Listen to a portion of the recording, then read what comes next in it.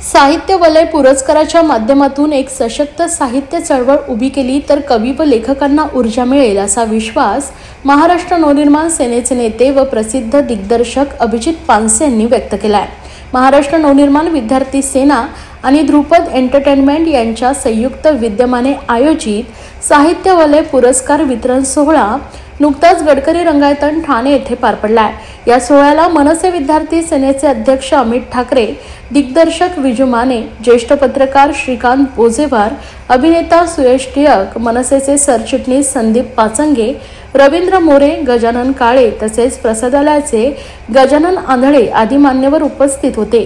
कार्यक्रमाच्या अध्यक्षस्थानी पद्मश्री गायिका पद्मजा फेनानी जोगळेकर होत्या। पानसे पुढे म्हणाले, आपण संत साहित्यांच्या परंपरेवर खूप काळ अवलंबून राहिलो। आता नव्या साहित्य निर्मितीमध्ये मूल्य आहेत, त्यांना चालना देणं आवश्यक आहे।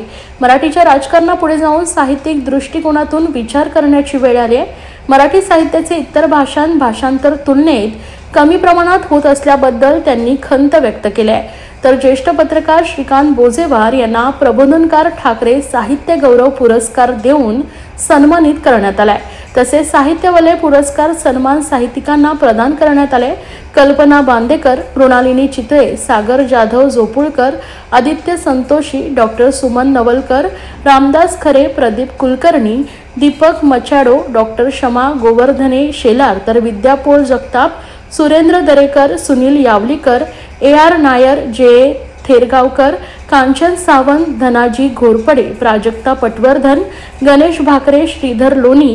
कार्यक्रमाच्या प्रारंभी पद्मश्री फेनानी जोगळेकर यांच्या शिष्य ऋग्वेद देशपांडे यांनी त्यांच्यासोबत एक सुरेख स्वरसंवाद सादर केला।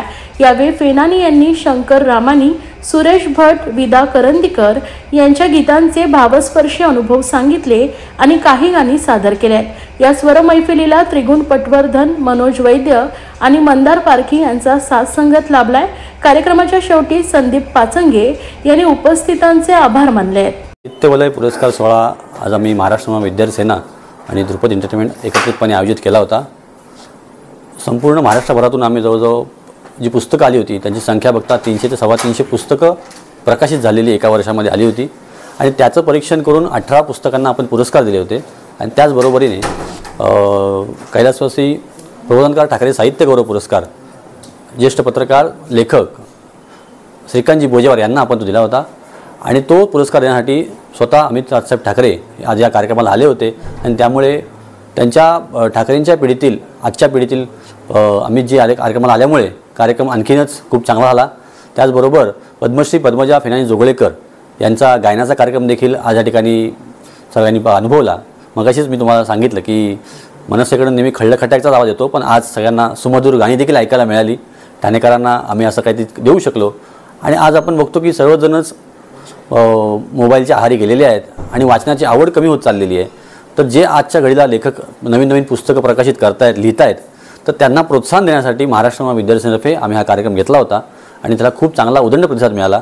आपण सर्वजण आलात, धन्यवाद।